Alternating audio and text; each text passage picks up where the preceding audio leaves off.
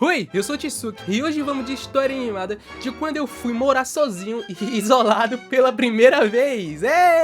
Yupi! Então, esse vídeo vai ser dividido em duas partes, ou três, ainda estou decidindo, porque eu preciso ocultar algumas partes do vídeo justamente porque essa parte merece um vídeo só dele. Ainda mais porque eu tenho vídeo, filmagens reais, né? Eu mostro o motivo de eu ter realizado essa viagem. Então eu vou mostrar no próximo vídeo, então não percam, tá? Bem, eu tive que viajar no estado onde eu moro até São Paulo, onde a distância é muito grande. Pra vocês terem uma ideia, são cerca de 2.600 quilômetros de um estado para o outro. Tanto que eu tive que fazer uma escala pra Brasília pra fazer este destino. Bem, quando eu cheguei lá, eu tive que me virar nos 30, né, meu parceiro? Claro, antes da viagem eu tive que planejar, né, com hotel e etc. Isso aqui não era tão certeza assim, né? Até porque eu tava um pouquinho desconfiado daquele hotel, sendo sincero. Apesar pelas fotos dos quartos e etc, a fachada, sendo sincero aí, não me convenceu muito. Pois antes de ir, né, eu tava lá no Google Maps, verificando como seria a localidade, etc. E apesar de ser um lugar bom, eu tive aquela pulga atrás da orelha, tá ligado?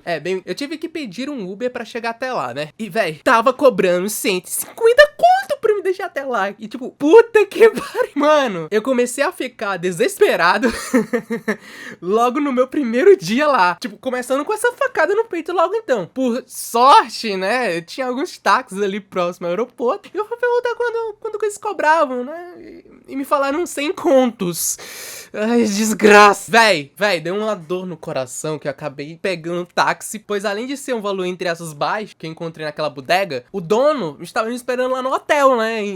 Justamente para me apresentar os quartos que estavam disponíveis ali, e aí eu tive que pegar no desespero, né? Depois de ser assaltado no percurso até o hotel, me deparei com um poste na frente do hotel. Filha da puta, era rico. Mas enfim, eu me encontrei com o dono e ele me apresentou lá 3 opções de quarto. A primeira era um quarto supimpa, né? Mas o valor era um pouquinho salgado. O segundo quarto era minúsculo, mas só porque tinha uma janela, o valor era $1 bilhão ali, tá ligado? Essa desgraça. E o terceiro era um quarto grande, porém sem janelas, e um pouquinho distante em comparado com a porta de saída. E pasme, era o mais barato comparado com o resto dos quartos, então obviamente eu fiquei com ele. Depois eu tive que assinar algumas papeladas lá, né, o que é de praxe, enfim. Porém, o cara virou o F os olhos do nada, o bagulho ficou doido, né, que ele tinha uma trollagem lá em cima, ele tinha uma trollagem. O quarto que eu fiz o acordo estava em reforma, porque haviam ali pintado recentemente, né. Então eu tive que ficar com a segunda opção do quarto por 2 dias. O que eu até achei ok, né? Até porque eu não tinha nem muita opção. Enfim, depois disso, o dono foi me apresentar o pessoal, né? Que ali morava comigo, né? E calma,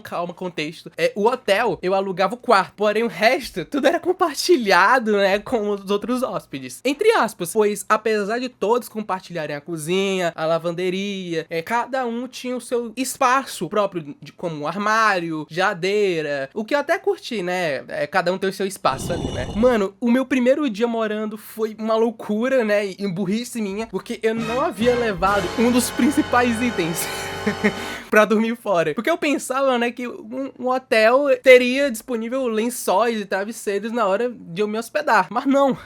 E eu não tinha levado lençol e travesseiro. E logo no meu primeiro dia, o maior frio do mundo em São Paulo, porque ainda tava em período de chuva. Eu literalmente fiquei em choque, pois eu não conseguia dormir bem no meu primeiro dia, porque eu tava com muito frio. Mano, véi, tava tanto frio que eu tive que me improvisar ali, né? Eu peguei minhas roupas e joguei por cima de mim pra ver se esquentava, né? Se aquecia. E não aquecia, eu tava congelando ali, velho. Eu tava tremendo de frio. Logo então, no segundo dia, uma das primeiras coisas que eu fiz foi procurar um local pra comprar o lençol e travesseiro. Porque coisa que eu senti falta ali no primeiro dia. Então eu verifiquei no Google Maps se tinha alguma loja próxima e tinha ali a loja da Americanas. E ao entrar na loja, e as malditas e abençoadas do lençóis e travesseiros estavam ali, né? Então já sabia que até o dia que eu saísse, eu não iria mais passar frio de novo. Enfim, nos meus primeiros dias morando sozinho foi muito louco, pois foi aí que eu percebi que eu não sabia fazer porra nenhuma. Mano, eu tive que pesquisar no YouTube, no YouTube, pasmem, como fazer arroz. Caso não saibam fazer, por favor, pesquise antes de enfrentar o problema que eu tive, tá? Não, e sabe o melhor?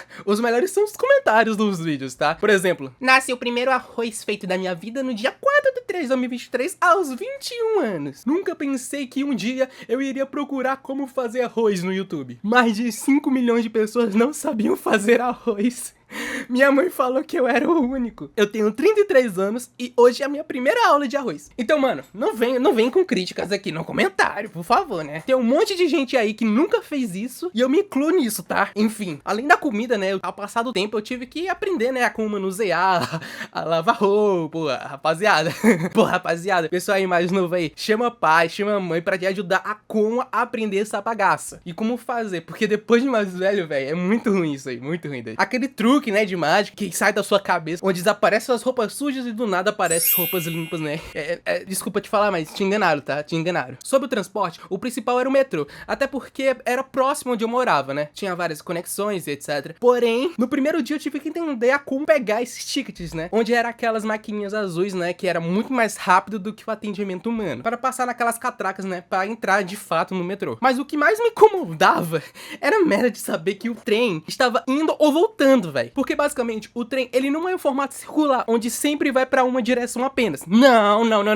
Ele é uma linha, até por isso chamado linha de trem, né? Onde contém várias conexões, onde essas conexões são outros trens, né? Por ali, para seguir com outros destinos. E dentro da linha do trem, ele ia e voltava. Então, como saber se ele está indo ou se ele está voltando? Se haviam duas linhas de trilho, uma indo e voltando na mesma conexão. O que eu quero dizer é que eu não tenho muito senso de direção, tá? Então tive dias que eu pensei que eu tava indo pra um destino X e no final eu tava seguindo pro destino Y. A única coisa que eu aprendi pra me localizar naquela bodega é que tinha um painel dentro do trem com os pontos lá vermelho e verde, né? Onde mostrava os pontos que ele já passou. Ou seja, se ele estiver indo pra uma direção pro próximo ponto, da esquerda pra direita, ele tá indo. Se não, ele tá voltando, né? É o inverso. Enfim, fiquei em São Paulo cerca de 4 meses, literalmente sozinho, o que foi uma experiência muito louca pra mim, né? E que eu nunca vou esquecer na minha vida. Porém, o motivo dessa viagem vocês só irão saber no próximo vídeo que eu vou postar no canal, tá? Então vejo vocês no próximo vídeo. Fiquem com Deus e até a próxima, pessoal. Tchau, tchau.